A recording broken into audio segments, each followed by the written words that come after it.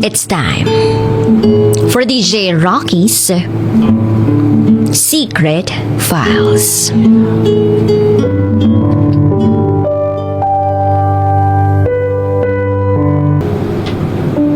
Nag-aaral sa Maynila at kumukuha ng civil engineering.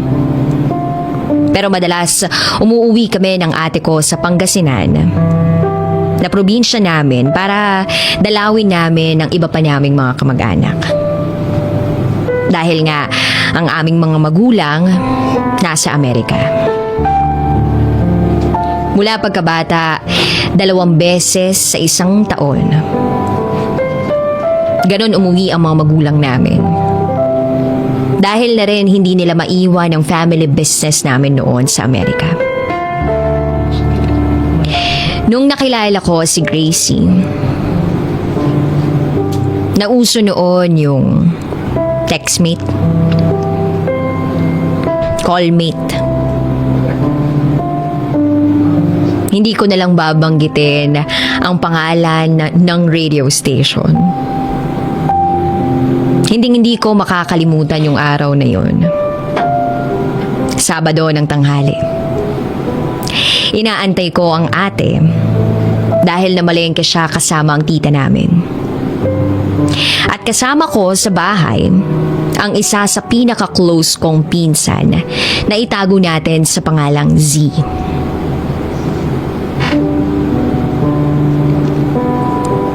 Natapos na ang pinapanood namin sa TV. Kaya nagpasya na lang kaming dalawa na makinig na lang ng radyo. Sa sobrang bored namin noon, sinabi ko sa kanya na ibigay ko kaya yung number ko para naman mawala yung pagka-boring ko ngayon. Sige kuya, para makita namin kung totoo ngang madaming magte-text sa'yo kapag nabasa na ng DJ yung text mo. Total, di ka pa nagkaka-girlfriend. Masyado ka kasing focus sa pag-aaral mo. Busy sa school. Kaya ayun, wala ka pang girlfriend hanggang ngayon. Sabi ni Z, sabay tawa ng malakas. Tumawa na lang din ako.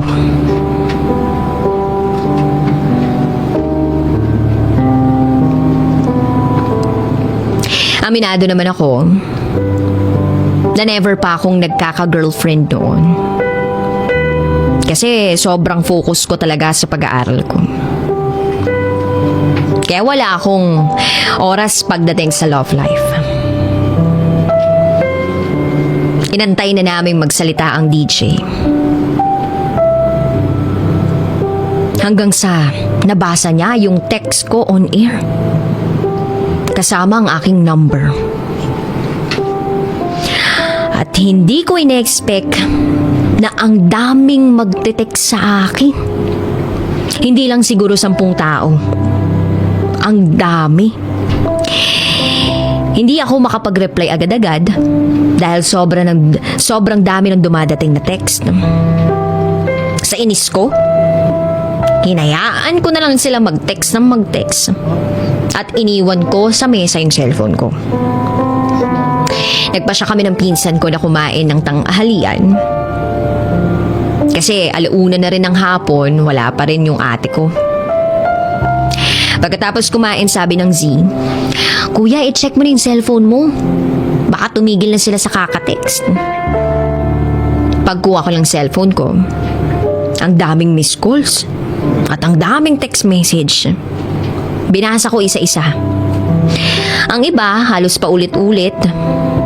Kasi nauso rin naman yung unlimited text at calls. Kaya di na rin ako magtataka kung paulit-ulit yung laman ng text message nila. Hanggang sa may isang tao na bukod tanging nakuha agad ang atensyon ko. Kasi isa lang yung pinadala niyang text. Ang sabi, siya si Gracie. At doon na nga nagsimula ang lahat. Nagsimula sa textmates, kinilala namin ang isa't isa, nagkita kami, hanggang sa naging close friends. At kalaunan, nahulog ang damdamin namin sa isa't isa. Hanggang sa dumating na ang araw kung saan itinanong ko siya kung pwede ko nga ba siyang ligawan. Niligawan ko siya. Halos 1 taon ko siyang sinuyo. Hanggang sa finally, sinagot niya ako. Pakiramdam ko noon, ako na yata ang pinakamasayang lalaki sa mundo. Kasi siya ang naging first girlfriend ko. At iba pala talaga yung pakiramdam na may taong nagmamahal sa'yo. Sobrang supportive sa amin ni ate. Pati na rin ang pinsan kong si Z. Kaya halos magkasundo sila ni Gracie. At dahil nga first love ko siya, binigay ko lahat ng pagmamahal ko. Kasi alam ko, yun ang deserve niya. Parehas naming first love ang isa't isa. Lumipas ang mga araw at buwan, naging masaya kami. Minsan nagkakatampuhan, nagkakaroon ng away, pero naaayos din namin agad. Naging mahirap nga kasi nag-aaral ako sa Maynila. At siya naman, taga Pangasinan. Kaya sinisikap kong umuwi ng probinsya minsan sa 1 linggo para lang magkasama kami. Hanggang sa biglang nagbago ang lahat. Isang araw habang nasa eskwelahan ako, bigla na lang sumakit ang ulo ko. Sobrang kirot niya. Para bang halos sasabog yung ulo ko. Pero binaliwala ko to. Nasundan pa ito ng madalas na pagkasakit ng ulo ko na araw-araw kong iniinda. Ilang buwan nang sumasakit yung ulo ko at dumating na sa punto na hindi na ako makapag-concentrate sa pag-aaral ko. At madalang na rin ako umuwi sa Pangasinan. Kaya doon nagtaka si Gracie. Pero nag-alibay na lang ako na busy lang ako sa school. Kaya hindi ako makauwi sa Pangasinan. Ayaw ko siyang mag-alala sa kalagayan ko noon, kaya sinabihan ko rin yung ate ko at sa pinsan kong si Zina, wag na wag sabihin kay Gracie. Isang araw, sa sobrang sakit ng ulo ko, bigla na lang akong bumagsak sa sahig habang nasa klase. Tuluyang dinala sa ospital. Nagising na lang ako, naka-confine na ako. Habang umiiyak si ate kasama ang aming mga magulang, na umuwi daw agad galing Amerika. Umuwi sila nang malamang na ospital ako. Habang tinatanong ko sila kung anong nakita ng doktor sa akin, lumuluha sila.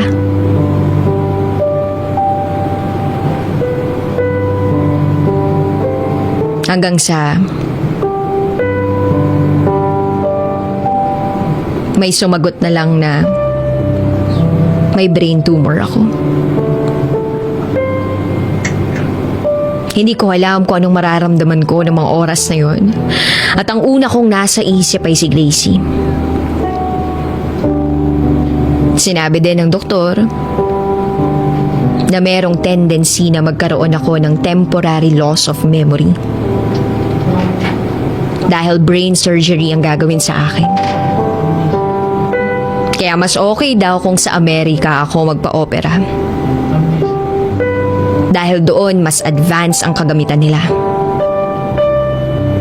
Noong una ayoko pang pumayag na umalis. Kasi ayokong iwan si Gracie.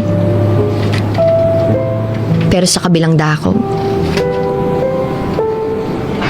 napatanong ako sa sarili ko. Paano kung pagkatapos akong operahan at sa oras ng pagising ko hindi ko na siya maalala?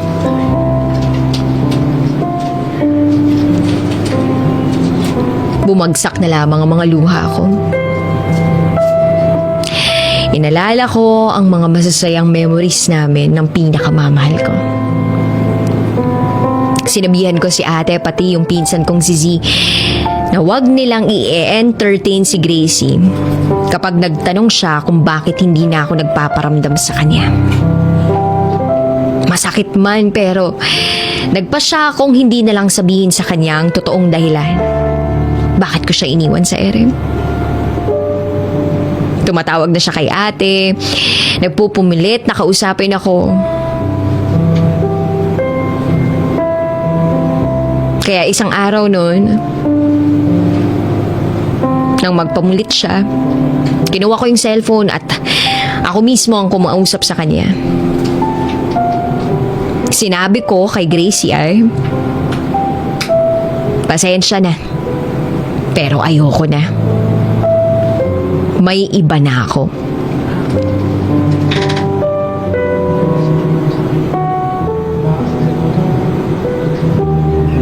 Hindi ko alam kung anong pwedeng mangyari kaya mas pipiliin ko na lang yung ganito.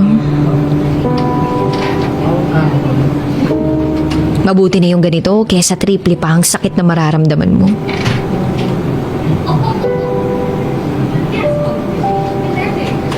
Wala akong narinig sa kanya, kundi iyak ng isang taong nasaktan.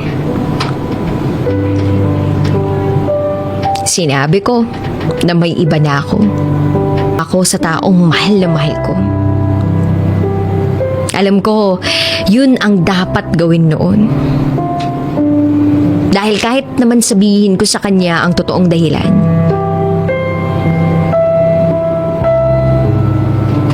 ayokong magising ako nang hindi ko rin siya maalala. At mas masakit yun para sa kanya. Lumipad na ako papuntang Amerika. Kasama sina ate, mama, papa. Alam nilang nalulungkot ako na umalis ng bansa. Pero alam ko na ito ang dapat. Pagkadating sa Amerika, na-confine agad ako para i-ready ang katawan ko para sa operasyon. Akala ko sa TV lang nangyayari to. Pero sa totoong buhay din pala. Bago ako operahan, nagdarasal ako, nagabayan ako. Na sana pagising ko, maalala ko pa rin yung mahal ko na si Gracie. Para masabi ko pa rin sa kanya yung totoong dahilan kung bakit ko siya iniwan nang hindi niya alam ang totoong dahilan.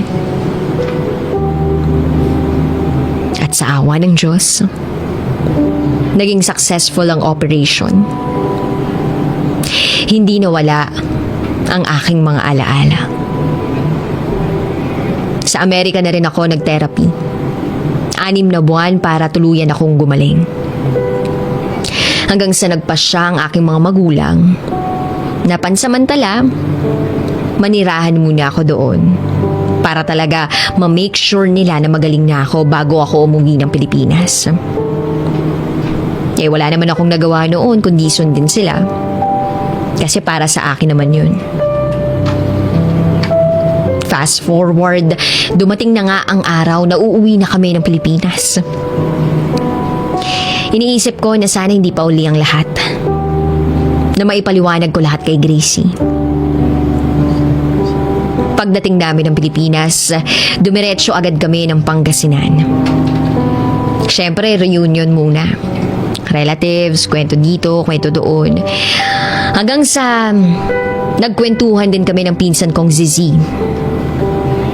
Nabanggit niya sa akin si Gracie.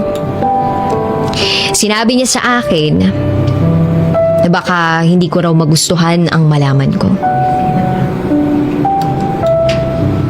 Noong una, akala ko nagjo-joke lang siya. Akala ko nagpapatawa lang siya. Hanggang sa sinearch ko siya sa Facebook. At nakita ko nga sa profile picture niya na nakasuot siya ng wedding gown. May katabing lalaki na nakabarong. At sa cover photo, Isang cute na bata. Ikinasal na pala siya. Parang sinasaksak ang puso ko noon ng madaming beses. Tinatanong ko ng paulit-ulit ang sarili ko kung bakit ganito. Bakit kung kailan ready na ako, saka naman pala huli ang lahat? Gusto ko pa rin sana siyang kausapin para man lang masabi yung totoong dahilan noon kung bakit ko siya iniwan ng bigla. Kahit sa chat man lang sana. Pero hindi ko na ginawa. Nagtatalo ang isip at puso ko na baka hindi niya ako pakinggan. O baka naman mabasa pa ng asawa niya. Minsan nga naiisip ko rin na agawin si Gracie sa asawa niya. Pero iniisip ko yung anak nila. Wala pa siyang kamuwang-muwang. Tapos ako yung sisira ng pamilya niya. Sobrang sakit man ang nararamdaman ko. Mula noon hanggang ngayon, kailangan ko lang siguro magpakatatag. Sinabi rin sa akin ng pinsan ko na ilang beses daw nagtanong si Gracie noon kung kumusta na daw ba ako. Nagantay daw to sa pagbabalik ko. Kasi mahal ako nito. Pero huli na ang lahat. Wala akong maramdaman ngayon kundi pagsisisi. Pagsisisi na iniwan ko yung totoong taong mahal ko nang hindi man lang pinapaalam sa kanyang totoo. Totoo nga yung sabi nila na nasa huli lagi yung pagsisisi. Ang dami kong sana sa buhay. Sana sinabi ko na lang sa kanya noon. Sana hindi ko na lang siya sinaktan. Sana hinintay niya ako. Sana kami pa rin. Sana may natutunan kayo sa secret file ko. Na hanggat kaya niyong ipaglaban yung taong mahal niyo, ipaglaban niyo. At Gracie, kung nakikinig ka man ngayon, mahal na mahal pa rin kita. At dadalhin ko ang pagmamahal ko sa'yo saan man ako magpunta. Siguro, darating din yung araw na makakapag-usap tayong dalawa. At doon ko sasabihin ang lahat-lahat.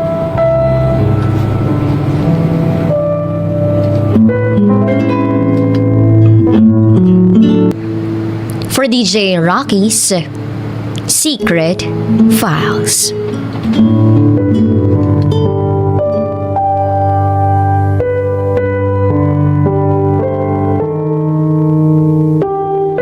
On and off yung relationship namin. Pero hindi ko naman siya sineryoso. Grade 8. Nagkabalikan uli kami. Pero syempre, trip-trip ko lang na balikan ko siya. Grade 8, niyayaya niya na ako na gusto niyang may mangyari sa amin. Pero lagi akong tumatanggi kasi nga, wala pa naman talaga akong balak.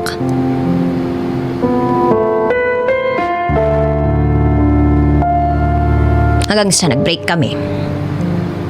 Naging malabo.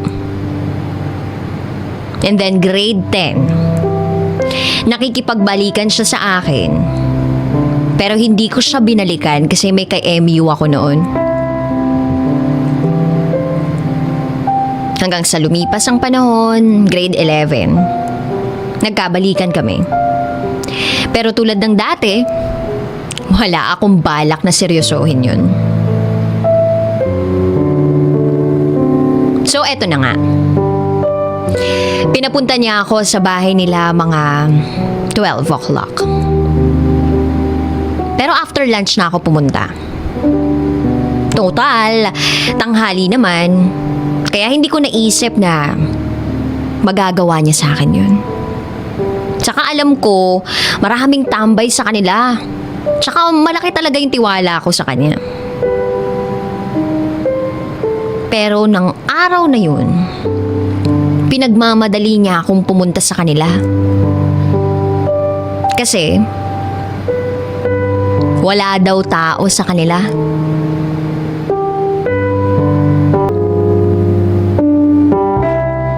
Nagpumiglas ako sa pagkakayakap niya sa akin.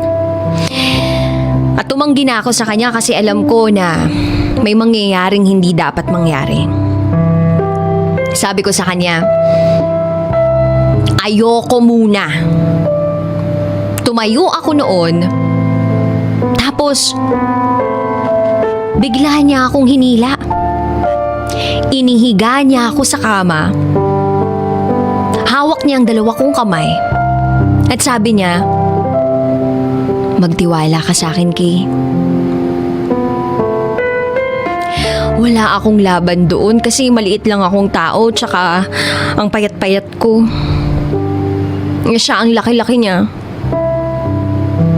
Hanggang sa bigla niya nang itinaas yung bra ko. Pati yung t-shirt ko. Tapos hinalikan niya na yung dibdib ko. Hinubad niya pa yung shorts ko. At habang ginagawa niya sa akin yun, umiiyak ako. Gusto kong kumawala. Ayoko. Tapos pinisil niya yung bibig ko. Sabi niya, huwag kang maingay. Maririnig tayo ng kapitbahay. At pagkatapos nun, pinapunta niya ako sa CR. Sabi niya, ayusin mo sarili mo. Kasi nga, sa pagkakataong yun, kitang-kita kung ano man yung nangyari sa amin. Puro JK yun. At hindi naman siguro siya bata para hindi niya maintindihan yung meaning ng joke na yun.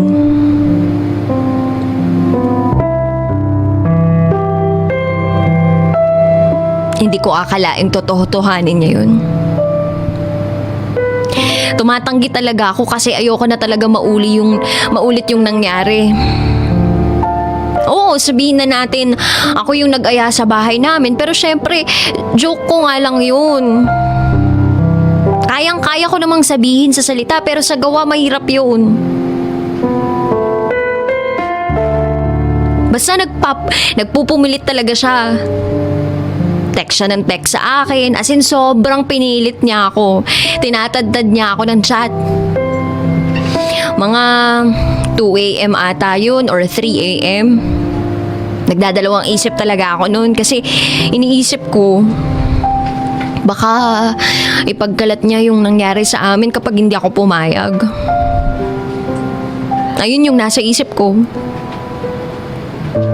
Kaya sa pangalawang pagkakataon, napapayag niya ako. Sa isip-isip ko, nagalaw na naman niya ako eh. Pero hindi ko talaga ginusto yung nangyari. Judge me. Yung mga nakakakilala lang sa akin yung makakaintindi siguro. Nung moment na may nangyari sa bahay namin, tinanong niya ako.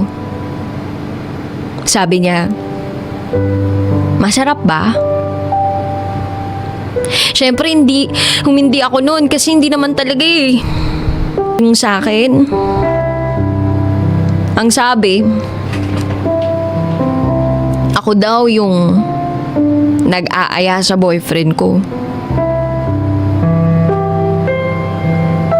Yung pagkakakwento niya sa barkada ko, sabi niya, ako daw yung laging gumugusto. Samantalang, hindi niya naikuwento na pinilit niya ako nung una namin. Na hinaras niya ako nung ginawa niya sa akin yun. Hanggang sa sinabi ko sa mga kaibigan ko yung nangyari. Pinahak ko sa kaibigan ko yung account ng boyfriend kong yun para makita yung convo namin na siya talaga yung namimilit, hindi ako. Kampante kasi talaga ako na hindi niya ikakalat yun pero nagkamali ako. Ang tanga-tanga ko lang kasi, bakit pa ako pumayag nung pangalawang beses? Nung nahack na nga nung kaibigan ko yung account nung boyfriend ko, ang dami naming nabasa. Namamakla pala siya. Tsaka, marami na siyang nagalaw bago pa ako. Saka, isa pa sa mga nalaman ko, nagwi-weeds pala siya. Hindi ko alam na ganun pala siya. Hindi ko alam bakit ko siya pinagkatiwalaan. Ang tanga-tanga ko lang. Sobra. Tsaka galit na galit ako. Sobrang sakit na nararamdaman ko ngayon. Tapos nakita pa namin ng kaibigan ko nung hinak na. Tulungan niyo naman ako. And now, it's time for DJ Rocky's Secret Files.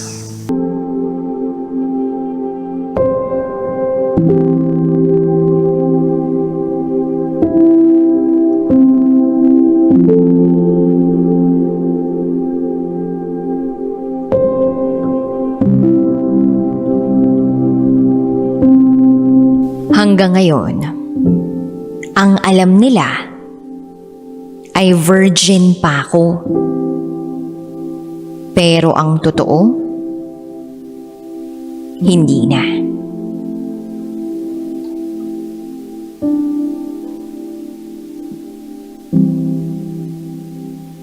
Hi DJ Rocky. Itago mo na lang ako sa pangalang Keng. 21 years old from Quezon City. Sana hindi ako mahusgahan. Kaya ako ibabahagi itong kwento ko ay para sana kapulutan ng aral. This is my secret file.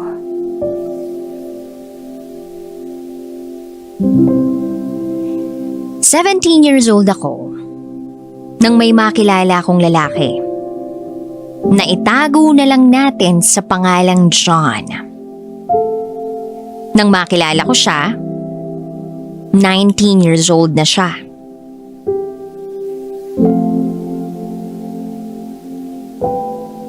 Nakilala ko siya through my best friend.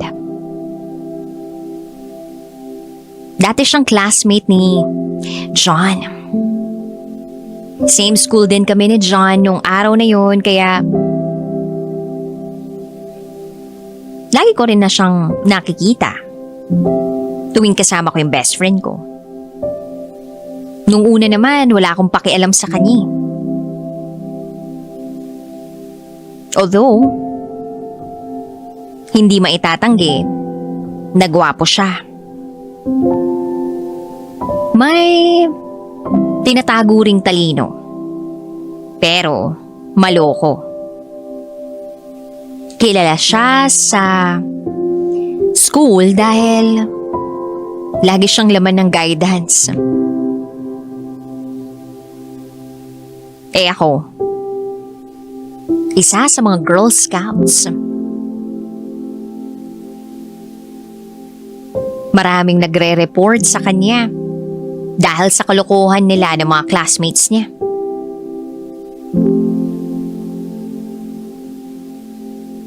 Pero hindi yun dahilan para hindi sila maging closed ng best friend ko.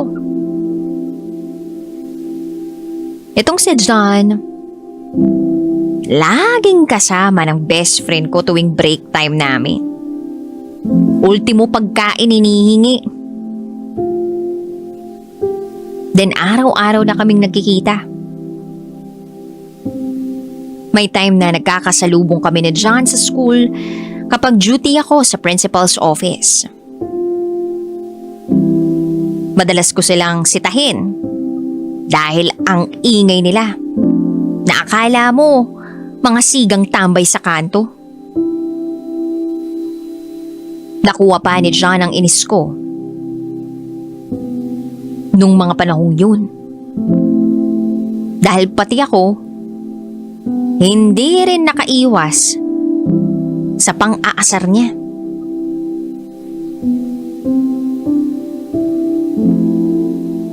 Akala mo naman close kami.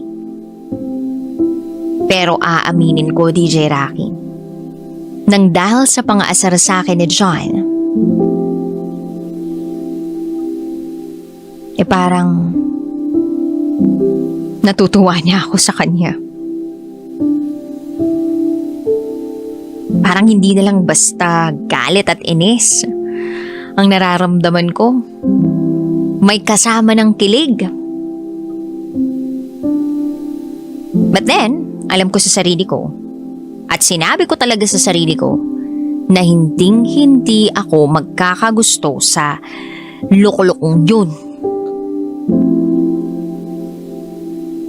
Time went by, unti-unting napapansin ng best friend ko na nagiging close na kami ni John.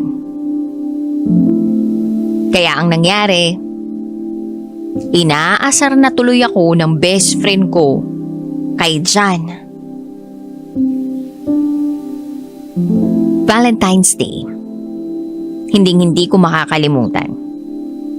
Inada ko ni John sa social media. At laking gulat ko nang mag-message siya sa akin. Hindi ko nga alam kung dapat kong basahin lahat ng minessage niya.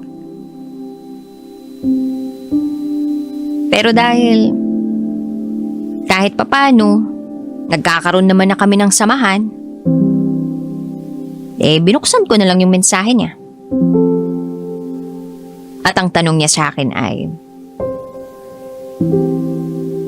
sasali ka ba sa sayaw bukas?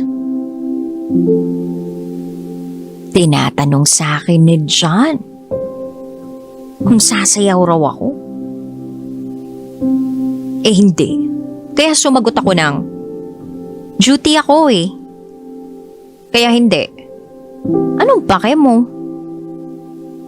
Siyempre, kunwari lang na maldita tayo. Pero deep inside, kinikilig ako. Ayun. Chat-chat na kami. Parang kaya niyang paamuhin yung tigring ako. Ewan ko ba, DJ Rocky? Then, Feb 16. Birthday ng best friend ko. Siyempre, invited ako at invited din si John. Nag-chat sa akin yung best friend ko. Uy, dapat maganda ka mamaya kasi ikaw yung best girl ko sa party. Nag-reply naman ako ng, syempre naman tol. Pero kabado ako, DJ Rocky. 6 PM ang start ng party ng BFF ko. Kaya bago mag 6 PM nag-makeup na ako at nagsuot na ako ng dress. Tiningnan ko yung itsura ko sa harap ng salamin. At masasabi ko na isa na yun sa pinakamatino at pinakamaganda kong itsura sa buong life existence ko. So eto na nga. Dumating na ako sa venue.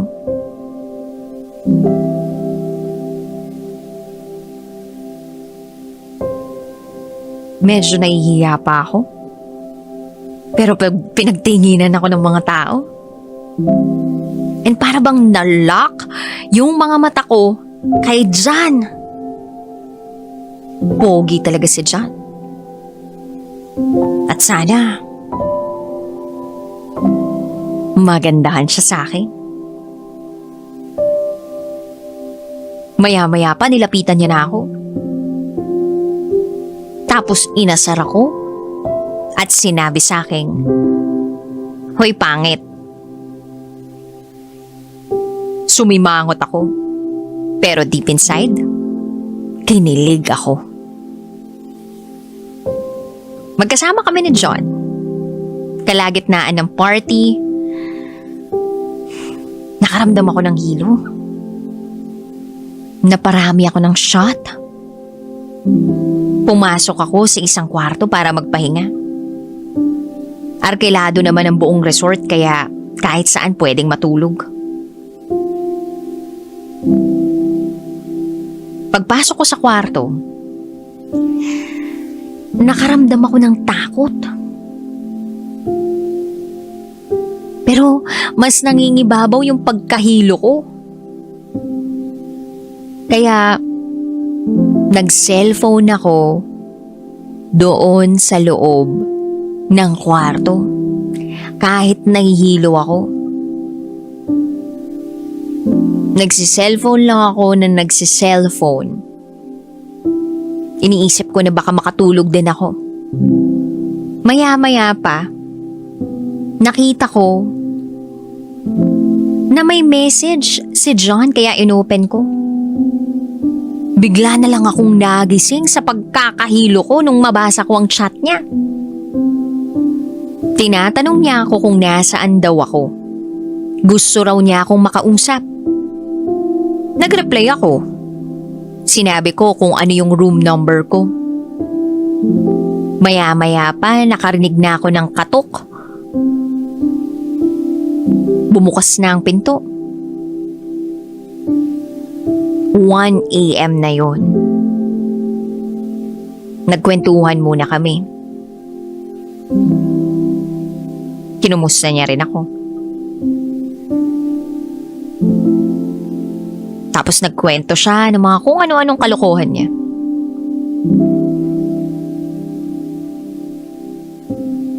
Ipipikit ko na sana yung mga mata ko, DJ Rocky. Pero, bigla na lang niyang sinabi sa akin ng, "Pwede pa kiss?" Natawa ako sa tinanong niya sa akin. Sumagot ako ng, "Tarantado ka no?" Tapos sabi ko sa kanya, "Sige na, umalis ka na at matutulog na ako."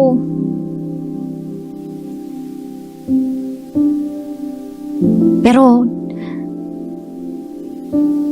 nagulat ako sa sinabi niya. At ang sabi niya ay, "Sige na, isa lang." DJ Rocky, noong mga oras na yun, halo-halong emosyon ang nararamdaman ko. Siyempre kasama pa dun yung matinding pagkahilo ko dahil sa naparami ako ng inom. Pumayag ako. Nahumalik siya sa labi ko. Pero, akala ko hanggang dun lang yun. Meron pala akong magagawa na hindi ko akalaing magagawa ko. And besides, hindi naman ako handa. Wala eh.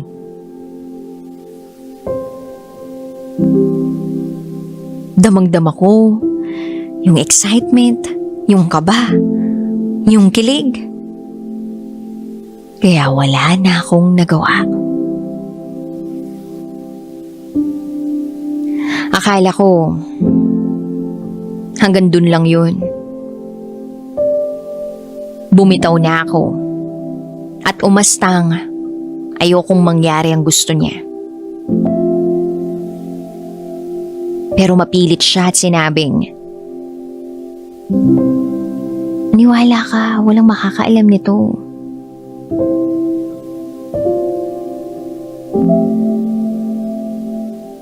At dahil matagal-tagal na kaming magkaibigan, at nakuha naman niya yung tiwala ko, sumagot ako ng sige. Unti-unti niyang hinawakan ang kamay ko. Then naklakbay na ang mga kamay niya sa mga hita ko.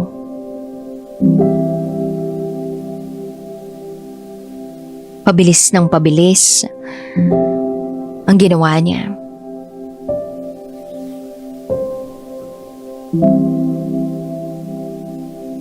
And after mangyari ng bagay na yon, and dun lang ako nahimasmasan. Nakaramdam ako ng takot. Natapos yung party. Nag-uwian na rin sila John. Pero ako, sinabay ng family ng best friend ko. At habang nasa biyahe kami, hindi ko alam kung sasabihin ko ba sa best friend ko ang nangyari. Kaya medyo tulala ako. Lutang, na para bang wala sa sarili. Hanggang sa nakarating na kami sa bahay namin.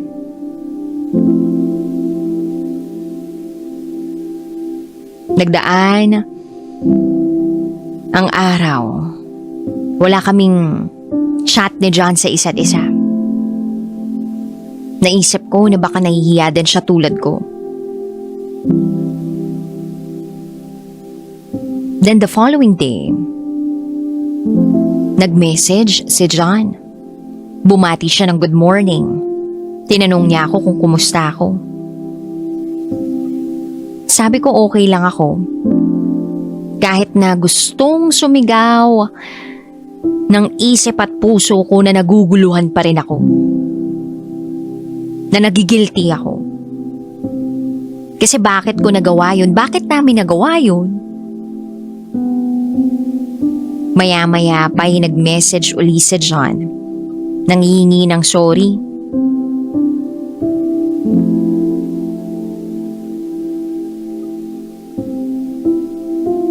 Pero nagulat ako.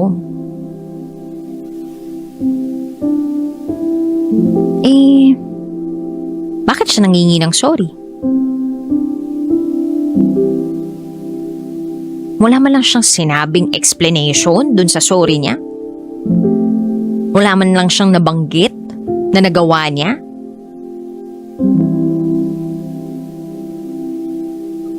At ang sabi niya lang, sorry kasi lasing siya?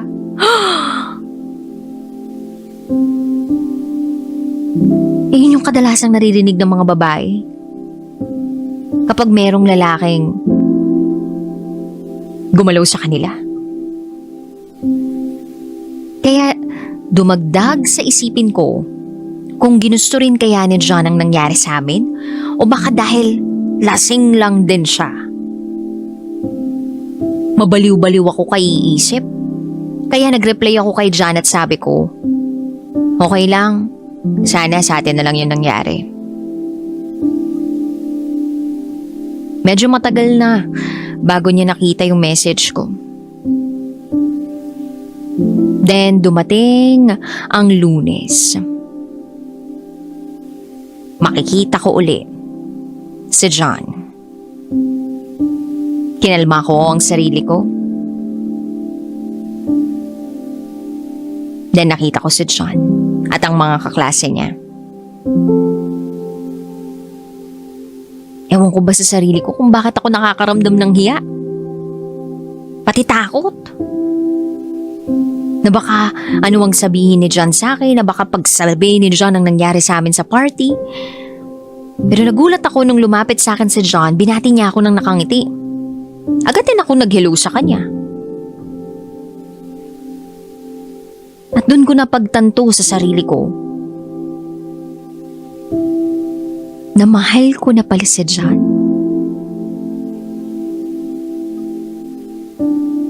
Mahal ko na siya. Bago ako matulog, may message si John. Nag-good night siya sa akin. Niyayaya niya ako lumabas. Lumabas kaming dalawa. Tumalon-talon ako sa kilig nung gabing yun. Friday nung lumabas kami. Ang paalam ko, sa parents ko ay sa best friend ko lang ako pupunta. Pero ang totoo, lalabas kami ni John. Friday night nag-rides kami. Dinala niya ako sa kung saan-saan para kaming magjowa. Lambingan, kwentuhan, tabing natulog. Chinek-in niya ako, DJ Rocky. Hanggang sa pangalawang pagkakataon, may nangyari. Fast forward to October 23. Naging kami ni John both sides. Alam, legal ang relasyon namin. Maalaga si John bilang boyfriend. Bukod sa mahaba ang kanyang pasensya, ay mabuti rin siyang anak sa mga magulang niya. 1 year. 1 year ang itinakbo ng relasyon namin. Dumating yung time na unti-unti kong nararamdamang nag-iiba siya.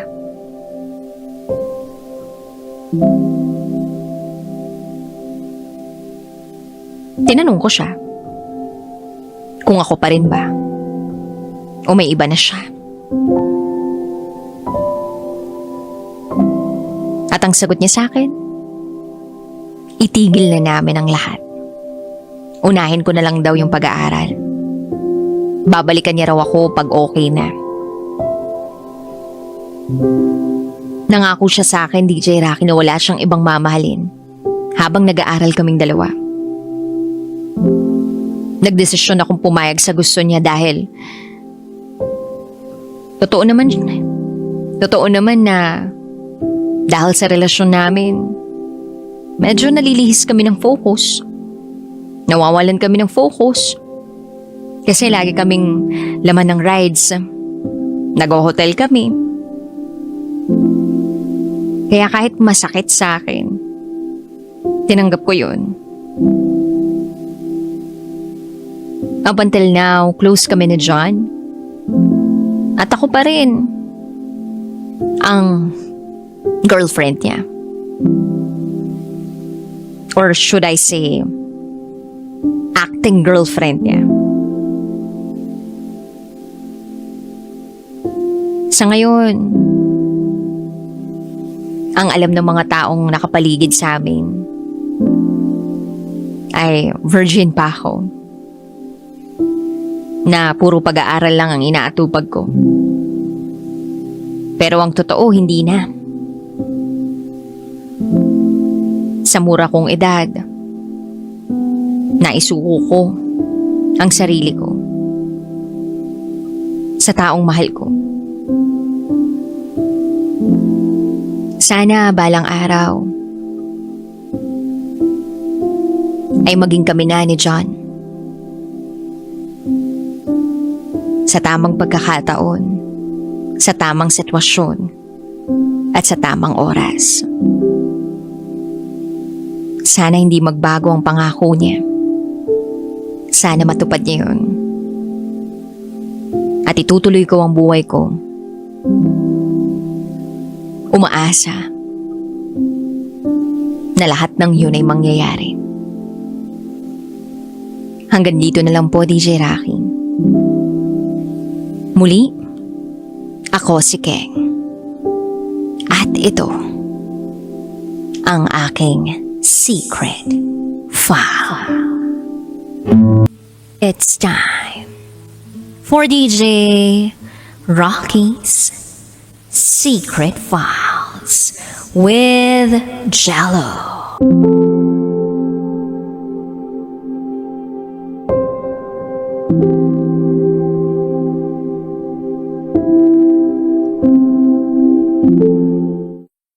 Bigay ko ang lahat-lahat.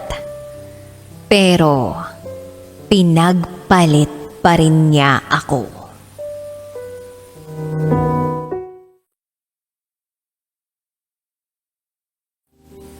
Hi DJ Rocky and DJ Jello.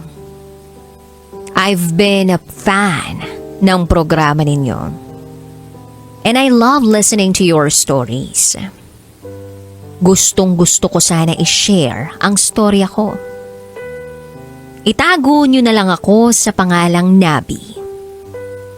At ito, ang aking secret file. When I was in grade 10, meron akong super crush. Itago natin siya sa pangalang John. Si John ang ultimate crush ko nung high school. Dahil sobrang bait niya sa paningin ko. Na-stop lang ang pagka-crush ko sa kanya noong nag-start naman akong pumasok sa senior high. Because I had my fair share of mutual understandings with another guy. And si John naman, nagkaroon na rin ng girlfriend. So as we moved forward by year 2019, nawala yung naging ka-MU ko noong senior high school because he cheated with another girl. Noong 2019 din, naging close ko uli si John. Pero may girlfriend pa rin siya that time. Still, close na close pa rin kami.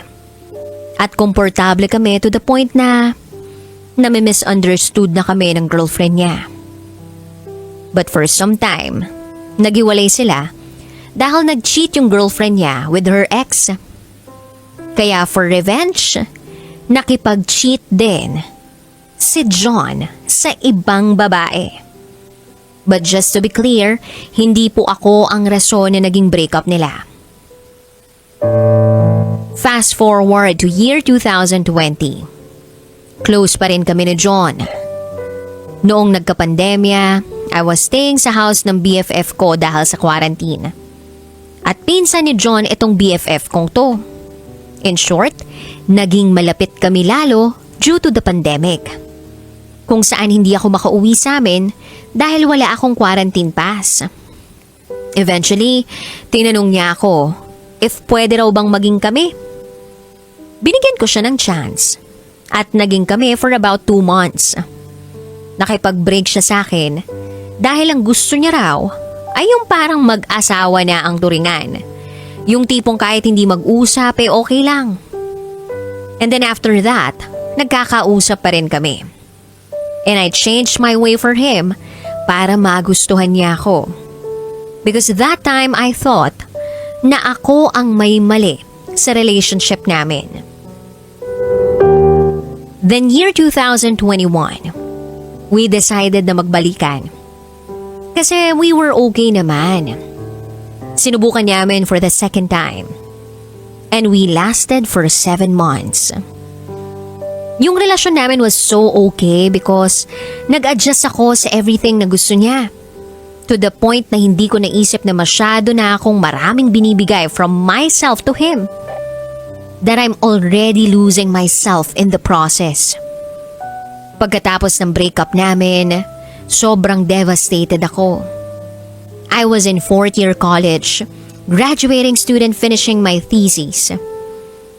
Na napabayaan ko yung pag-aaral ko at muntik na akong hindi makagraduate.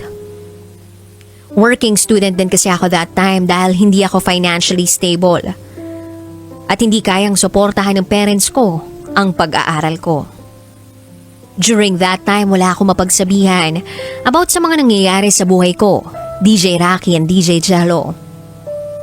About kung gaano ako ka-burnt out sa lahat ng bagay. With that, kinausap ko yung dati kong ka-MU noong nasa senior high pa lang ako. To seek some company, kailangan ko lang talaga ng kausap. Nagkausap kami using my other FB account. Pero never pa kaming nagkita sa personal. But after some time, I also stopped talking to him. Then eto na naman. Kausap ko na naman uli si John. Because I wanted to work things out with him. Ang problema lang, may nakakausap na siyang iba. Ako naman tong si tanga, hinahayaan lang ang lahat. I had a situationship with John. Walang label, walang commitment, pero ako itong laging committed para sa kanya.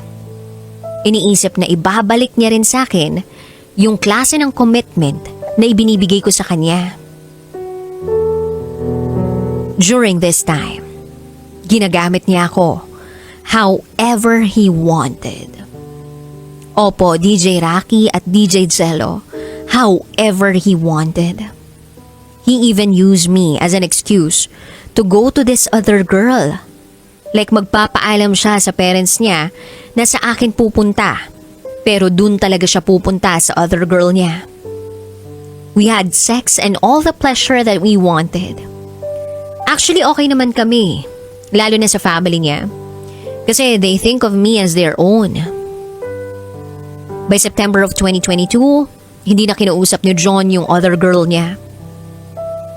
So fast forward to year 2023, everything was so smooth sa relationship namin. But still, nasa isang situationship pa rin kami. Nag-decide si John na magtrabaho abroad. March 2023, flight na niya paalis. A week before his flight, na-aksidente siya. Na-sprain ang paa niya. That time, natapos na rin ang kontrata ko sa pinapasukan kong kumpanya. After completing my contract, nag-decide akong lumipat sa bahay niya para tulungan ang family niya. Tulungan siya. Lalo na't hindi siya makalakad dahil sa sprain niya. For a week, naging personal helper niya ako.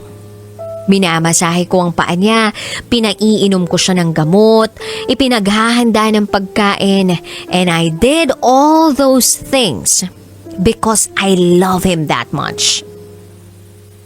DJ Rocky at DJ Jello, lahat ng requests niya during that time ginagawa ko. Ultimo pagpapaligo sa kanya, ginagawa ko. So anyway, with that, nakalakad naman na siya ulit. Natuloy yung pag-alis niya ng Pilipinas. And during the first months ng long-distance relationship namin, okay naman, buo ang tiwala ko sa kanya. Not until July 2023. Noong minsang magka-video call kami, naka-share screen siya. Pinapakita niya yung nilalaro niyang game.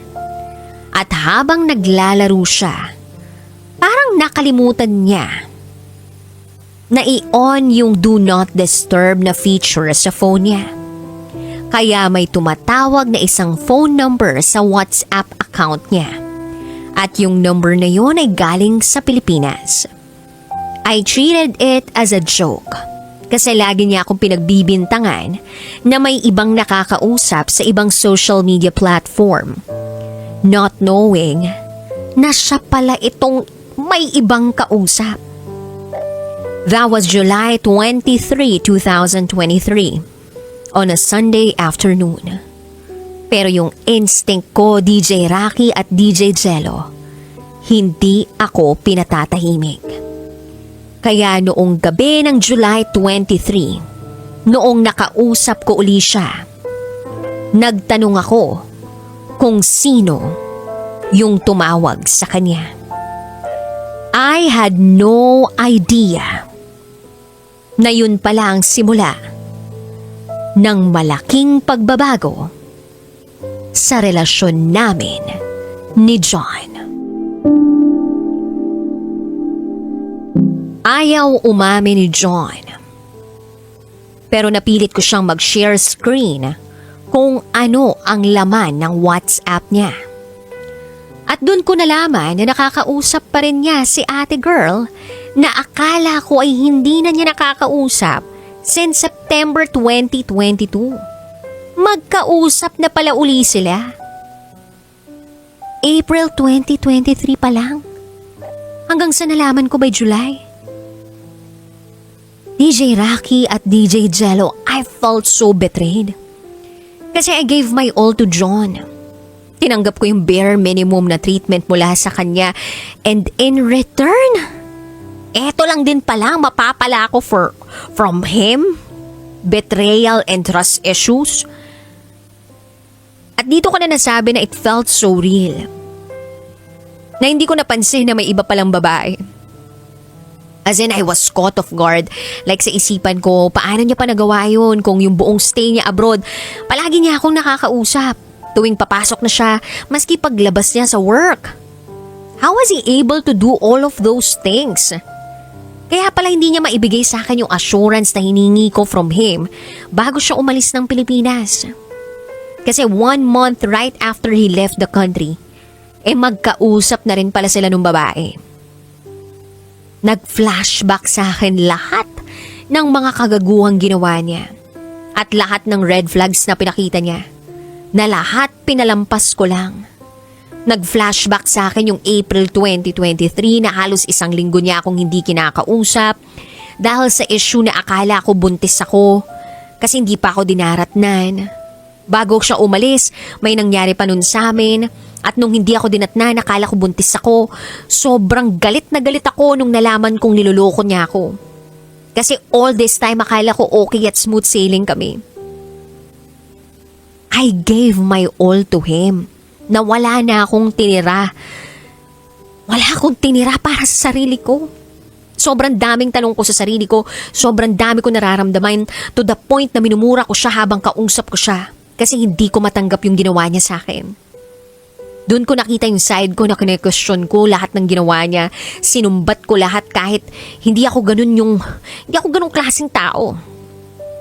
Ilang araw ang lumipas, umiiyak lang ako dahil kalaban ko ang sarili ko. Sobrang dami kong nakitang mali. Sobrang overwhelming na ng nararamdaman ko. Bakit ba kasi? Bakit niya nagawa yung ganun sa akin? Wala naman akong ibang ginawa kundi mahalin lang siya. Lumipas pa ang ilang buwan. Sinuyo ako ni John ng paulit-ulit. Kaya sinubukan ko pa rin siyang patawarin. Not knowing na pagkatapos noon ay maraming changes na mangyayari.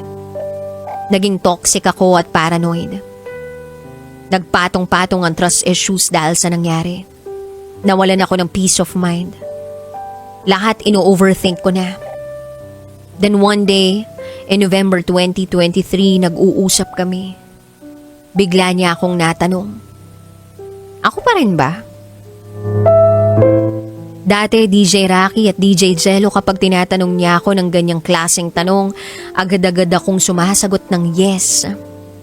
Pero at that moment, nung tinanong niya ako, I just simply smiled at natawa without giving him any answer. Kaya pala ganoon kasi I was starting to detach myself from him. Yung tipong hindi na ako talaga nag-e-effort or nag-a-adjust para sa kanya. Kinabukasan nung nag-usap kami uli, ang sweet na niya sa akin. He even said to me na, kapit ka lang ha, hintayin mo lang ako. But I don't know why na parang may something na sa akin. Pinupush ko na lang yung sarili kong kausapin siya. Nang dahan-dahan just to tell him na, what if I'm falling out of love?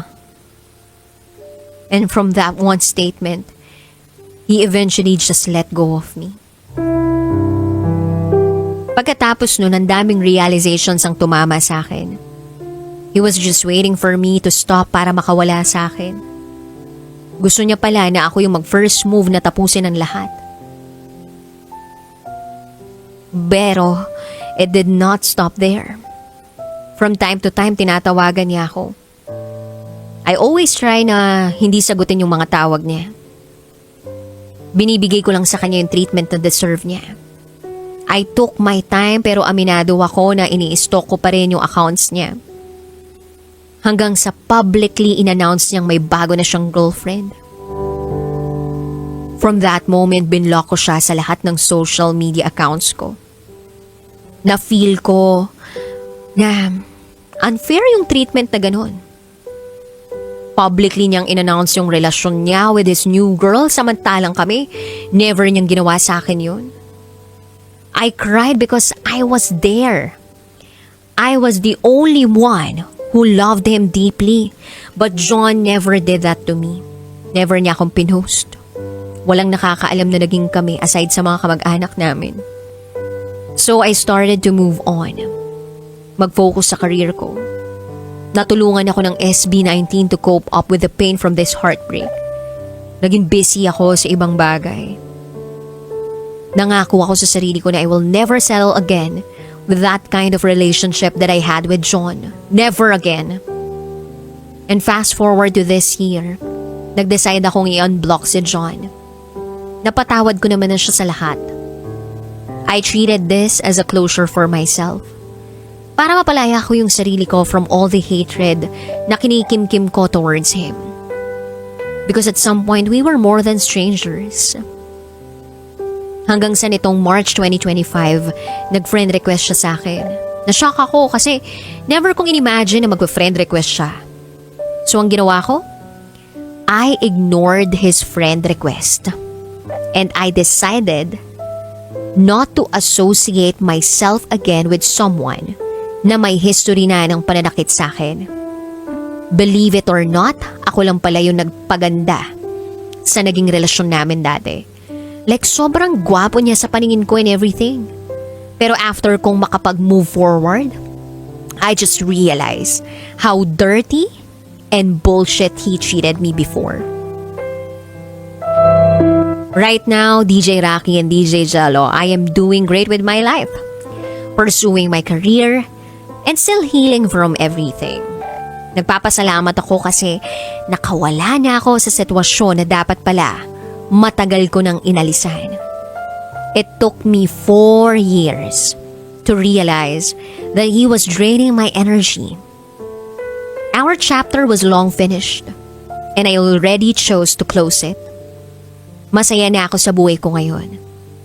And to everyone who experienced unfair treatment from their partners, please, please, please, please, get out of it. Love yourself more at hintayin ang perfect timing. DJ Rocky and DJ Jello, thank you so much for reading my story. Pasensya na rin kung napahaba ang kwento ko.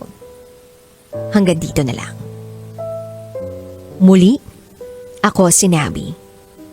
At ito, ang aking secret file. It's time for DJ Rocky's Secret Files with Jello.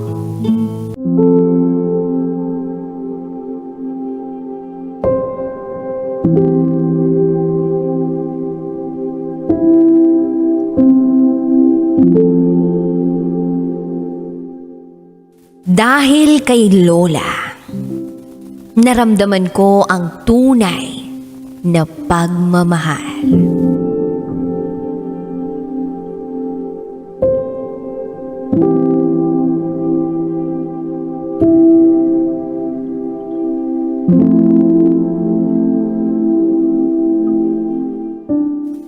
Hi DJ Rocky at DJ Jello.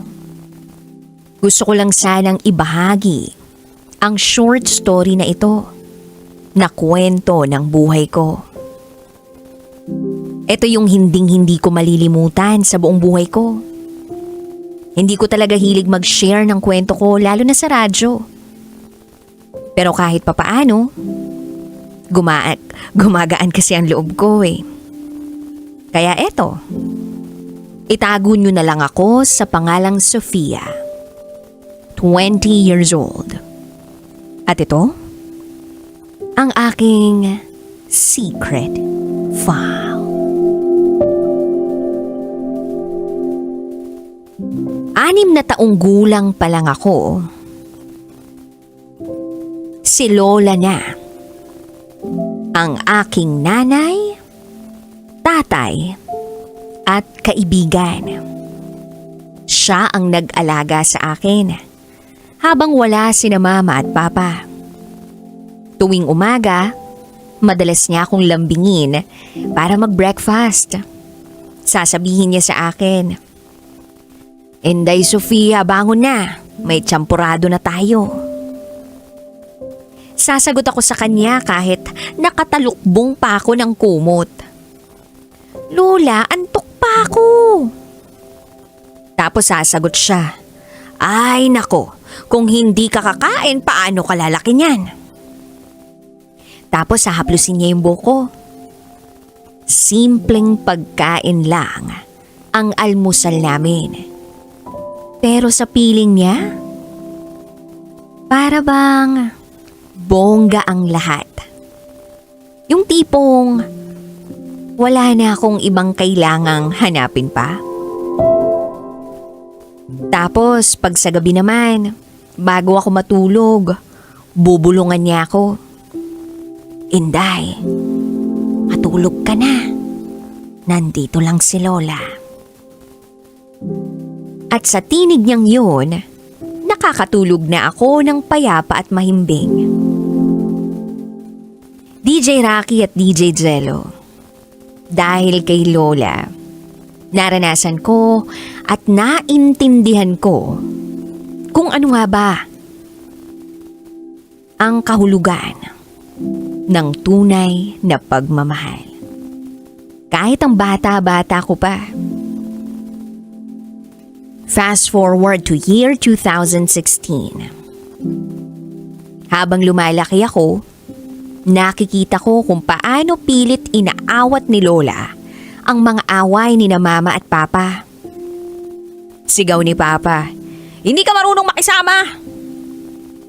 Sa gulat, manginig-ginig ang boses ni Lola na nagmamakaawa kina Mama at Papa. Sabi niya, "Kung iniisip niyo ang inyong anak, tigilan niyo na yan." Dala-dala ni Lola noon ang bigat na mga emosyon sa buong bahay tuwing may gulo o away. Kaya nga, hindi nakapagtataka na isang gabi, bigla na lamang siyang bumagsak sa sahig habang kumakain kami. Napasigaw na lang ako ng, "Lola!" Hinawakan ni Lola ang dibdib niya at pinilit pang ngumiti. At nagsabing, "Inday Sofia, huwag kang matatakot. Mahal ka ni Lola." Dinala si Lola sa ospital nung gabi ring yun. At sabi ng doktor, inatake si Lola sa puso. Sa isip ko, lahat ng yun ay dala ng bigat ng sigawan at sakitan sa pagitan nila Mama at Papa. At habang binabantayan ko si Lola sa ospital, hawak-hawak ko ang kamay niya. Pinipisil niya ang kamay ko. Naroon pa rin ang boses niya, pero medyo mahina na. Maya-maya pa nagsalita siya. At ang sabi niya sa akin, "Sofia, Inday, magpakatatag ka. Huwag mong hayaang kainin ka ng galit mo. Huwag na huwag mong kakalimutan. Mahal ka ni Lola."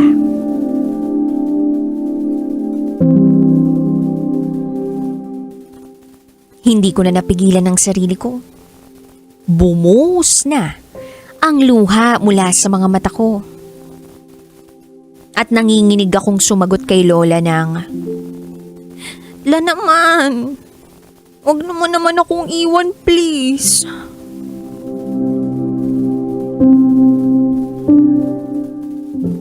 Pero kinabukasan, wala na si Lola. Ang katahimikan doon sa ospital ay parang nakakabingi. Malakas na sigaw ng kawalan.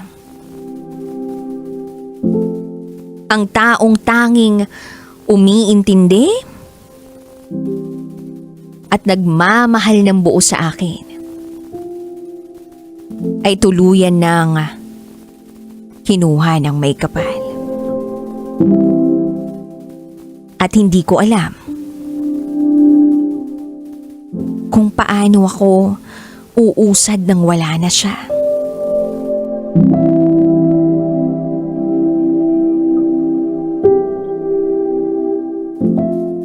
Simula noon, naging rebelde ako sa sarili kong mga magulang.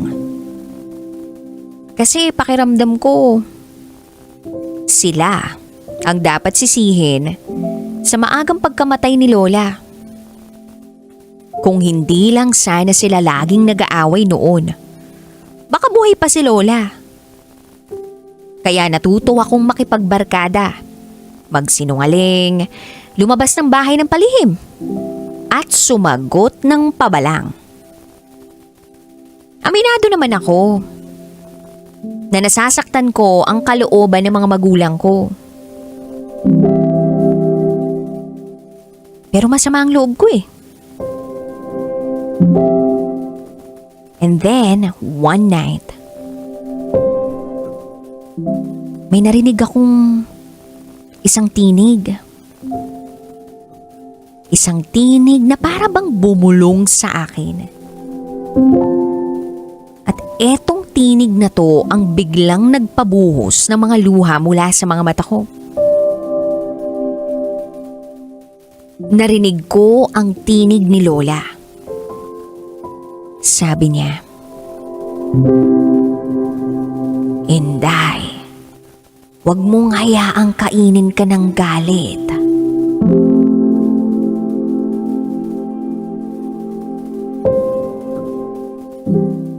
Nang marinig ko yun, doon na ako tuluyang naiyak.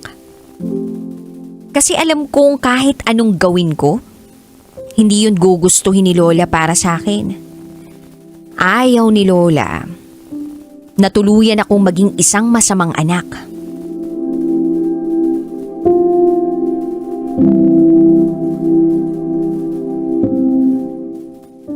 Then fast forward to year 2022. May nakilala akong isang lalaki. Itago natin siya sa pangalang Michael. Hindi siya perpekto, pero kakaiba ang aurang daladala niya. Sa bawat ngiti niya para bang bumabalik ang init ng araw. Sa bawat salita niya, parang may liwanag na pumapasok sa madilim kong mundo. One night, nag-usap kami ni Michael. Tinanong niya ako, "Bakit parang ang bigat lagi ng loob mo, Sofia?" Tahimik lang ako. At hindi ko siya sinagot sa tanong niya. Maya-maya pa, nagsalita pa siya. "Sige lang. Kung may gusto kong ikwento sa akin, makikinig naman ako eh. Nandito lang ako." Dito na ako naiyak. Sa unang pagkakataon, mula nang mawala si Lola, pero parang may isang taong handang makinig uli sa akin.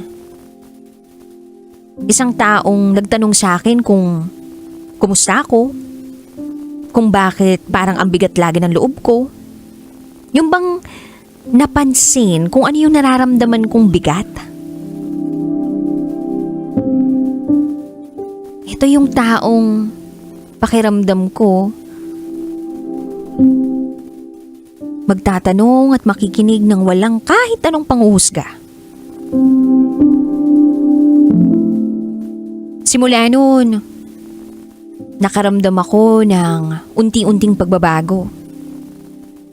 Para bang unti-unti kong pinakakawalan o binibitawan yung bigat sa puso ko. Yung galit na nagpatong-patong sa loob ng maraming panahon. Sa puso ko, narinig ko uli ang tinig ni Lola. "Inday Sofia, masaya ako. Natututo ka ng magmahal uli."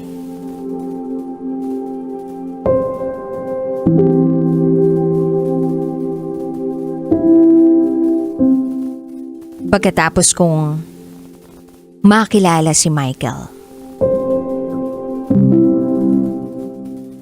unti-unti niyang napagaan ang pakiramdam ko.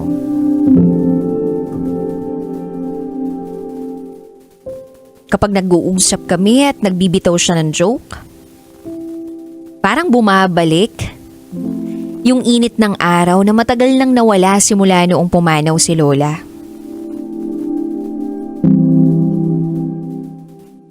Sa bawat pag-alalay niya sa akin, ay para bang binibigyan niya ako ng direksyon. At hindi lang direksyon, kundi liwanag. sa madilim kong daan. Sa bawat salita niya, nararamdaman kong naiintindihan niya ako.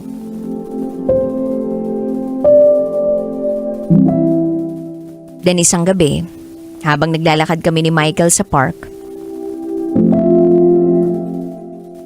doon ko na sinabi sa kanyang pinakamalalim na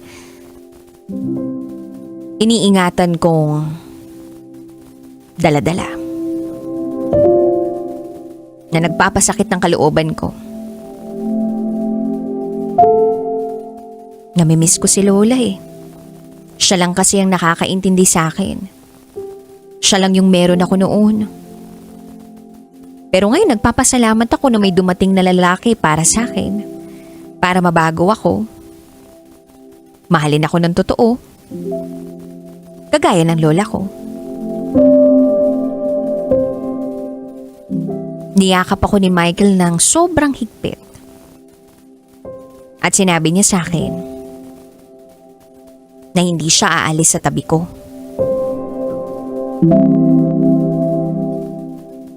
Fast forward, umamin si Michael sa akin. Sabi niya, Sofia, gustong gusto kita. Kaso baka magalit ka sa akin eh. Sagot ko sa kanya, ano ka ba? Gusto rin naman kita eh. Alam mo ba kung bakit? Kasi parang reincarnation ka ng lola ko. Parang ikaw yung lola ko sa panahong nandito pa siya. Alam kong hindi tama yung salitang reincarnation. Pero yun na siguro yung salitang pwede kong gamitin. Kaya sinasagot na kita. Hindi ko maipaliwanag ng diretso sa kanya yung tinutukoy kong reincarnation. Basta alam ko lang sa puso ko na, oo, handa na akong magmahal uli. At sa paglipas ng panahon, DJ Rocky at DJ Jello, marami akong mga na-realize. Natutuhan kong magpatawad at hindi magtanim ng galit. Lalo na sa magulang. Kasi magulang ko pa rin naman sila. Malaki rin ang pasasalamat ko kasi naipanganak ako ng maayos. At hindi ako pinalaglag ng mga magulang ko. Tinulungan ako ni Michael na mabuo uli yung respeto ko sa kanila. At higit sa lahat, yung respeto ko sa sarili ko. Wala man ang lola sa kasalukuyan, nandito naman si Michael. At alam ko na hindi niya ako pababayaan sa buhay. Salamat sa inyong pagbabasa, DJ Rocky at DJ Jello. Hanggang dito na lang po. Muli, ako si Sofia. At ito ang aking secret file. And now, it's time for DJ Rocky's Secret File.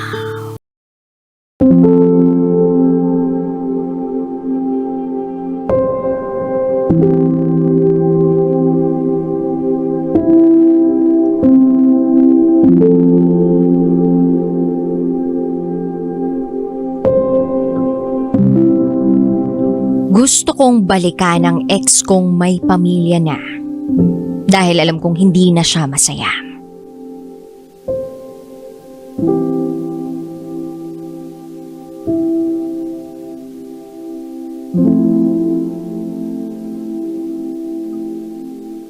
Hi, DJ Rocky.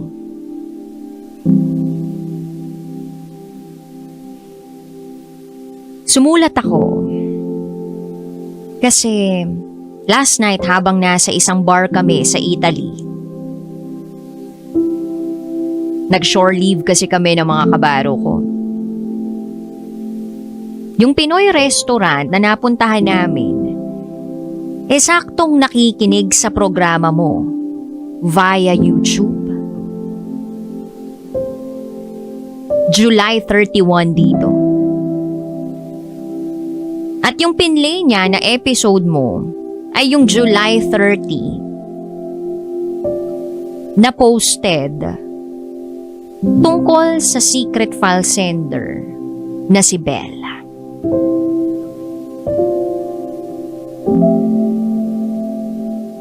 Itago mo ko sa pangalang K.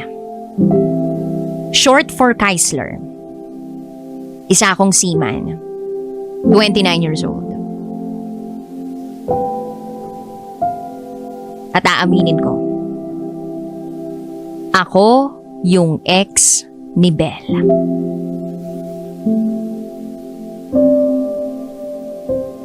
Lumapit agad ako sa counter to reach kung anong page o channel ng programa mo para mapakinggan ko.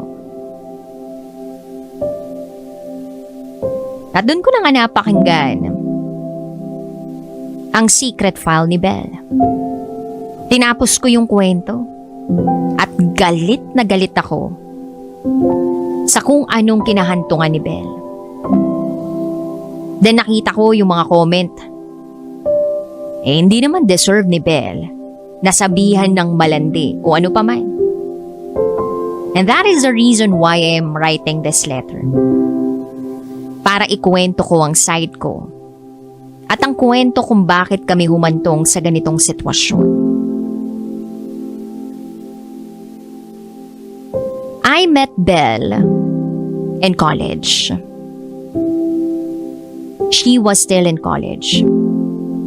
That was 2015. Kakagraduate ko nung taong yun. At meron akong ex bago ko makilala si Belle. Etong si Belle kahit hindi mag-makeup maganda. Sexy, kahit lagi niyang sinasabi na mataba siya. Kayumanggi ang balat at matalino. Mayaman sila at kilala ang pamilya niya sa probinsya namin. She was out of my league pero wala. I still like her. That time uso pa ang textmate. At sabi ng kapatid ko, same age ni Belle, broken-hearted daw ito at naghahanap ng kausap.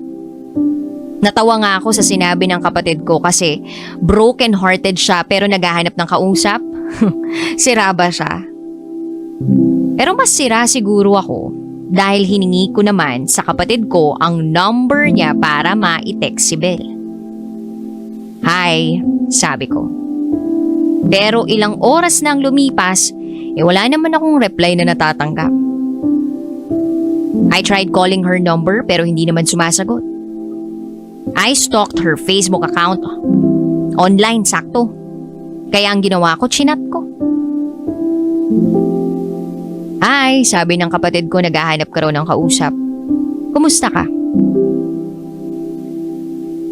Aba, sininzone lang ako. Hindi nag-reply.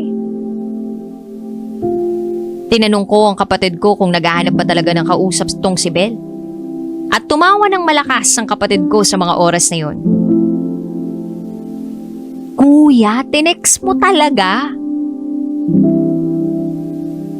Sabi sa akin ng kapatid ko.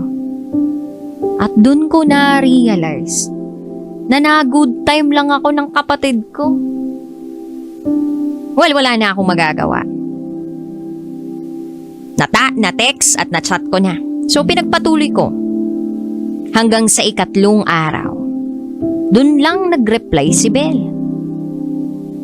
Hello? Reply niya sa akin sa chat. Fast forward, simula nung araw na yon, halos araw-araw na kaming magkausap. Hanggang sa niligawan ko siya. Kahit alam kong baka hindi niya ako sagutin, ay sinubukan ko pa rin. Sabi niya sa akin, hindi pa raw siya handa dahil focus siya sa engineer life niya. At kakatapos niya lang din daw sa isang long-term relationship. At sa isa ring marinero na kagaya ko. Hinintay ko si Belle. At ayun nga, bago ako umakyat ng barko, ay sinagot naman niya ako. Naging kami bago ako umalis. Masaya ako. Pero isa rin din talaga na parte na nagustuhan ko Kay Bel, yung katawan niya. Mael ako Malibog. Kung makikita niyo si Bel, ay grabe. Pinay na pinay ang ganda. Pinay na pinay ang kulay. Pinay na pinay ang katawan. Bago ako umalis ay pumunta kaming Bicol. Nagbakasyon, pumunta kami sa Mayon. Sobrang ganda ng Bicol. Nag-check-in kami sa hotel kinagabihan. At dahil nga sa lalaki ako at kasama ko naman ang girlfriend ko, naging mapusok ako. Nakiusap siya sa akin na wag namin gawin. Dahil first time niya raw. Nagulat ako kasi galing siya sa 4-year relationship tapos walang nangyayari sa kanila nung ex niya. Pero nirespeto ko siya sa pagkakataong yun. Bumalik kami ng Maynila. At nung araw din na yun, ay ang flight ko papuntang US para mag-join sa barko na sasakyan ko. Nagulat na lang ako nang biglang pumunta si Bel sa kondo ko. Humingi siya ng assurance na hindi ko siya iiwan at lolokohin kapag nandun na ako sa barko.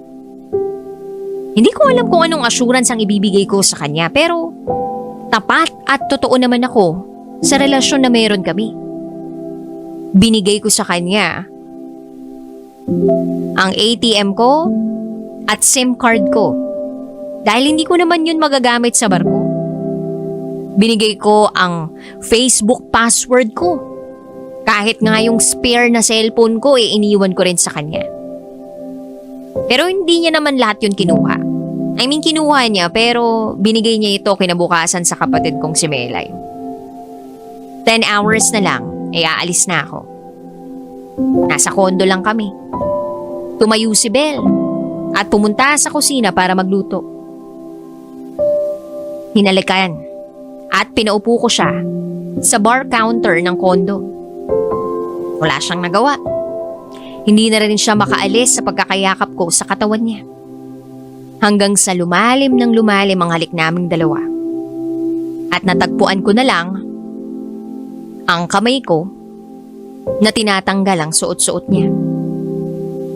Tumigil siya pero niyakap ko siya ng mahigpit palapit sa akin. Hindi ko kayang tumigil. Hanggang sa inalis ko na yung dapat alisin na suot-suot niya. Hinarangan niya yung kamay ko. Namumula siya nun. Pero uurong pa ba ako? Hanggang sa may nangyari na sa amin. Grabe. Ang daming dugo. Agad na tinanggal ni Bel ang bedsheet para daw malabhan. Sabi ko sa kanya, hayaan na lang niya. Dahil meron namang naglilinis sa unit ko. Lalo na kapag nasa ibang lugar ako. Hindi siya ang una ko, DJ Rocky. Mas matanda ako kay Bel. At mas may experience ako pagdating sa ganung bagay. Pero kahit hindi siya yung una ko, parang sa kanya lang ako naging ganito. Paalis na kami ng kondo. At hahatid niya raw ako sa airport. Kahit ayaw ko na ihatid niya ako, wala naman akong magagawa dahil siya ang mag-uuwi ng sasakyan ko. Habang nasa sasakyan kami, nakatulog siya. Kinakausap ko siya kahit tulog siya. Sabi ko sa kanya, "Sa'yo ko lang to naramdaman, Bel. Sobrang mahal kita at ayaw kong mawala ka sa akin." Hinawakan ko lang ang kamay niya at hinalikan ito. 3 buwan na ako sa barko at sa 3 buwan lang ako nagkaroon ng signal para makausap si Bel. Tinawagan ko siya agad. Hindi siya sumagot. Siguro ay tulog pa siya dahil madaling araw sa Pilipinas noong mga oras na yun. Binasa ko ang mga mensahe niya sa loob ng 3 buwan. May pictures at videos ng mga gala niya. May video din na umiiyak siya habang nagre-review. Pressured na siya sa engineering na yan. Sabi niya sa video. Nakakatuwa lang siya dahil halos wala siyang palya sa pag-update sa akin. Next month, anniversary na namin. Pero ako nasa barko pa rin at mawawalan na naman ng signal. Dumaong kami sa Portugal sa panahon na yon at bumaba ako para bumili ng pasalubong para kay Belle. Chocolates, bag, shoes at alahas. Hanggang sa magde-dinner lang dito at umaga naman sa Pinas kaya tumawag na ako kay Belle. Success naman. Fast forward sa anniversary namin. May bumabang kabaro ko at dun ko pinadala lahat ng package ko kay Belle. Ako na lang ang nagbayad ng excess niyang cargo para lang maipadala yung mga pasalubong ko sa Pinas. Tuwang-tuwa si Belle base sa mga video na sinend niya sa akin dahil hindi naman kami nagkausap kasi wala naman akong signal. Dumating ang taon na bababa niya ako sa barko. Pagkarating ko sa Maynila ay hindi niya ako sinundo. Nag-out of the country trip siya papuntang Thailand kasama ang blockmates niya. Dumiretso ako sa company namin para mag-file na ng ranking. In-approve naman nila yung stay ko rito sa Pinas for 1 year. Masaya ako noon dahil 1 taon kong makakasama si Belle. Umuwi ako sa kondo. Sobrang linis ng gamit ko. Hindi na nga pala ito pinapalinisan ni Belle sa cleaning service ng kondo dahil gusto niya na siyang maglinis at mag-alaga. Nakaayos ang mga damit ko, malinis ang kusina, kwarto at sala. Pagpasok ko ng banyo ay nakita ko ang mga damit niya. Dumiretso ako sa laundry area para laban ito. May note sa ref at ito yung coordinates at oras ng barko kung kailan ako magkakaroon ng signal. Tinitake note ni Belle para makapag-alarm siya at makapag-online. Umupo ako sa sala at tumawag sa isang travel agency sa Pinas para mag-book ng isang trip for 2 weeks. I called Belle. Babe, saan ka? Uwi ka na, nasa Pinas na ako. Hindi nga pala alam ni Belle na uuwi ako. Ayoko kasi na dahil sa akin, hindi siya sumama sa gala nila nung block niya. Pero next day, umuwi naman agad ito. Kinabukasan pagkagising ko, nasa kusina na si Belle. May breakfast na sa table at may kape na rin. Na-miss ko siya kaya agad ko siyang niyakap. Miss na miss ko siya. Lumipas ang ilang buwan. Halos live-in na kami sa kondo. At dahil doon, ginawa ko siyang co-owner ng kondo ko. Gulat na gulat si Belle.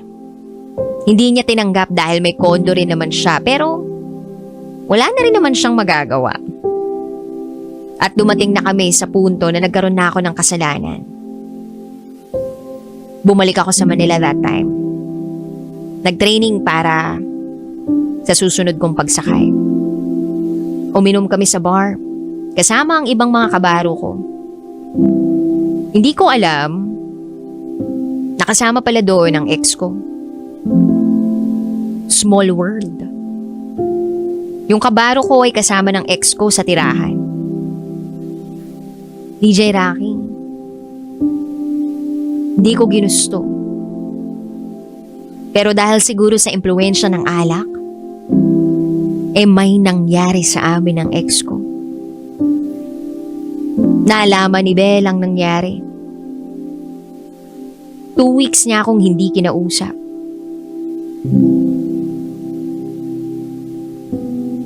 Nalaman ko sa kaklase niya na finals nila nung malaman ni Belle yun. Hindi tinapos ni Belle yung exam. Turned out, she failed one of her subjects. Ang sakit nun para sa akin at alam ko na mas masakit yun para kay Belle. Hindi ko alam na ganun ang epekto kay Belle nun. Sinuyo ko siya I tried to win her back. I really tried my best.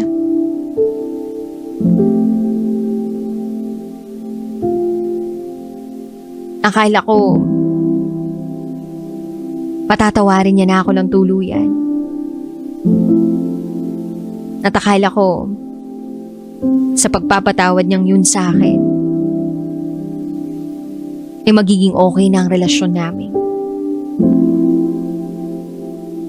Pero hindi, DJ Rocky.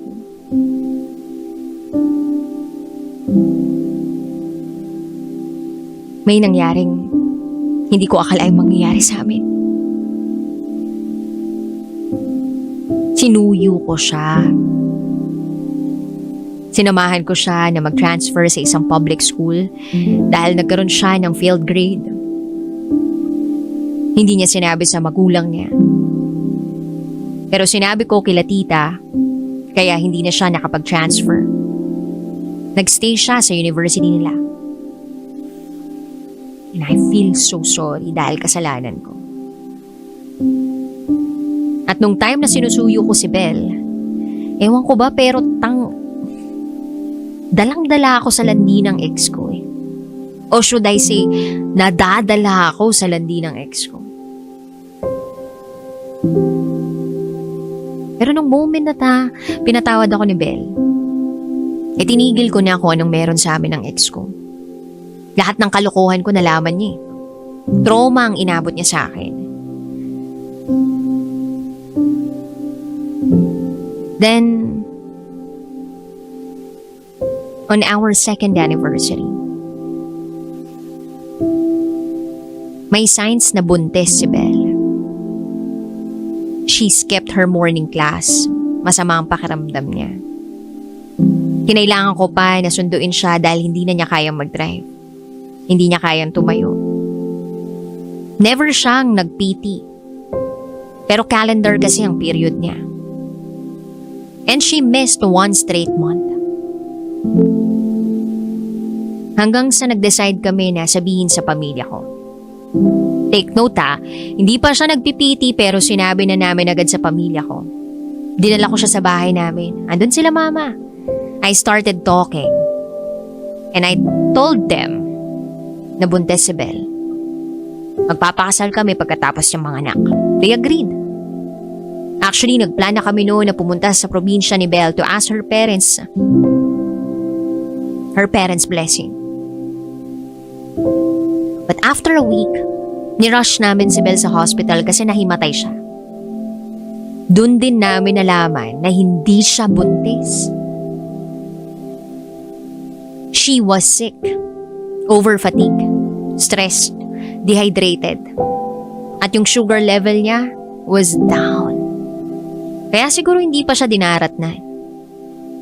After niyang ma-discharge sa hospital, dinatnan na siya. It was a false alarm. Pero alam niyo yun, sobrang ready na ako maging daddy. Bumili na nga ako ng bahay para sa amin eh. Yes, bumili na ako ng bahay kasi para after kasal doon na kami titira. At yung excitement ko biglang nawala. But still thankful ako noon na magaling na si Belle. Isa yun sa masayang ala-ala sa relasyon namin ni Belle. Ganun ko siya kamahal na kahit hindi pa ako sure, handa ko na siyang pakasalan. Pero lahat ng pangako ko sa kanya ay nawala. Simula nung nagloko ako. Oo, nagloko ako sa hindi ko alam na rason. She was so good to be true para sa akin. Hindi ko siya kayang tapatan. Kaya siguro ako naghanap ng ibang babae kung saan ako mas may binatbat. Dumating na ang panahon na hiwalay na kami. Bumalik ako sa barko. And one time, one of my friends, tinanong ako kung pwede raw bang ligawan si Belle. Nashook ako. Ayoko sanang pumayag kaso sabi niya, may iba na rin daw na pumuporma kay Belle. Fast forward yung kabaro kong yun, nakasama ko sa barko. Nakita kong nililigawan niya pa rin si Belle. Hindi raw siya nito sinasagot. At bigla niya akong tinanong, Pre, Sex addict ba si Belle? Nagulat ako kasi hindi naman ganun si Belle. Halos ang hirap ngang makascore sa kanya dahil masyado siyang busy sa ibang bagay. Tinanong ko yung kabaro ko kung bakit. At ang sabi niya, tinanong daw kasi siya ni Belle kung ano raw ang habol niya sa kanya. Dahil kung sex lang daw, ay hindi raw niya sasagutin yung lalaki. Trauma si Belle sa nangyari sa amin. At akala niya siguro ay sex lang ang habol ko sa kanya. Kaya kami naghiwalay. Dahil hindi niya sa akin to na ibibigay. After ng 3 taon, nahiwalay kami ni Belle. May nakilala ako sa Netherlands, kawork ng kapatid ko sa isang ospital. Jeremy is her name. Babae siya. Pero parang hindi ko siya feel na maging girlfriend. Casual meetings, plain sex, ganun lang yung ginagawa namin ni Jeremy. Hanggang sa nabuntis siya. And FYI,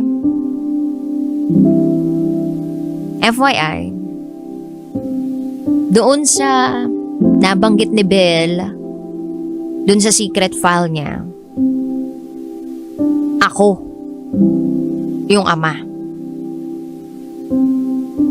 Pero hindi. Ginawang surrogate mother si Jeremy ng isa sa patients nila sa ospital.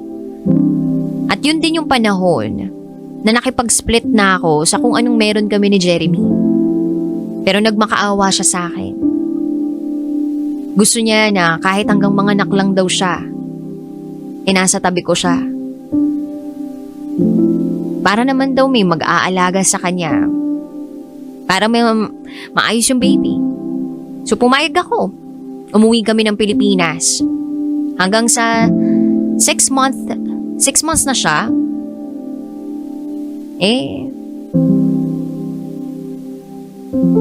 dapat makapunta na ng UK. But then nakita ko si Belle. I know na may baby na siya, kahit hindi niya sa akin sabihin. Nalaman ko dahil lagi ako nakikibalita sa kanya. I saw her daughter, sobrang ganda rin. Yung mata, parehas na parehas. Nagulat si Belle dahil lumapit sa akin si Jeremy. Bigla siyang tumalikod, siguro ay dahil sa buntis si Jem. Nakala niya sa akin. Then nalaman ko, through a friend, na naghahanap siya ng mauutangan. I offered na tumulong pero ayaw ni Belle. Yung ATM na dating ibinigay ko sa kanya, ginawa ko yung joint account namin ni Belle. But Belle is Belle. Makakagawa siya ng paraan para sa perang nawala sa kanya. Mag-Holy Week nung taon na yon, chinat ko siya. Kumusta? Hanggang sa lumalim ang pag-uusap namin na nauwi sa araw-araw na pag-uusap. Nag-uusap kami pero contradicting sa words na ginamit ni Belle na dirty talks, hindi ko maituturing na dirty talks yun. Siguro sa kanya oo, dahil binabalik ko sa kanya kung anong meron kami dati. Lahat ng meron at nangyayari sa amin, nasa conversation namin. To be fair, she cleared na may baby siya at ka-live-in. Pero sabi ko wala akong pakialam. Kasi kung hindi naman dahil sa panluloko ko hindi naman niya makikilala yung lalaking gagago sa kanya. During the time na niloloko siya ni June, she went to Batanes with her daughter. Nakita ko sa IG niya. I followed them. At hindi niya alam yun. Gusto ko lang na save sila ng anak niya. Si June nga pala, DJ Rocky, before ako pumuntang Batanes, pinuntahan ko. Sinuntok ko at nagpakilala ako na ako yung ex ni Belle. I also reminded him na I will win her back. Hindi sumagot si June sa akin Then umalis na ako. Sira ulong June. Halos si Belle ang bumuhay sa kanila, sa pamilya nila. Yung dating itsura ni Belle, nagbago dahil sa stress. Overworked para lang mabuhay ang pamilya niya. After ng Batanes trip nila, I heard na directly hired na siya sa isang malaking oil industry sa Middle East. She grabbed the opportunity. Then after noon, nagsimula na akong gumawa ng move to win her back. And regarding kay Jeremy, bumalik na siyang UK before ako pumuntang Batanes. I heard nanganak na rin. Yung bahay namin ni Belle, nagpundar ako ng mga appliance, gamits, etc.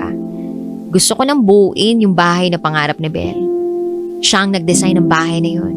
Siya rin ang interior designer, kaya yung plano na yun, ang gagawin ko para kung ako ang piliin niya, handa na ang lilipatan namin. Upon hearing the story of Belle, mas lalo akong nagalit kay June at gusto kong bawiin si Belle. Sana lang makita niya na mahal ko pa rin siya. Hindi niya kailangan mag-ipon ng pera para sa pagpapakasal dahil meron na ako. Handang-handa na ako.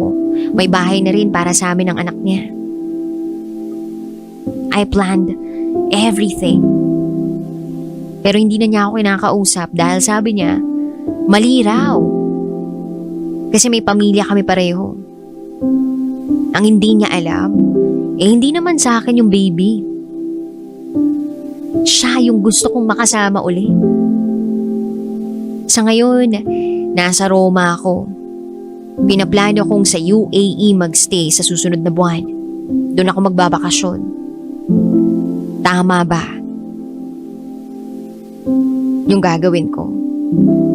Tama ba na i-win back ko yung ex kong may pamilya na? Kasi alam kong hindi naman siya masaya. Kaya kong i-provide lahat kay Belle kahit alam kong kaya niya rin mag-provide para sa sarili niya.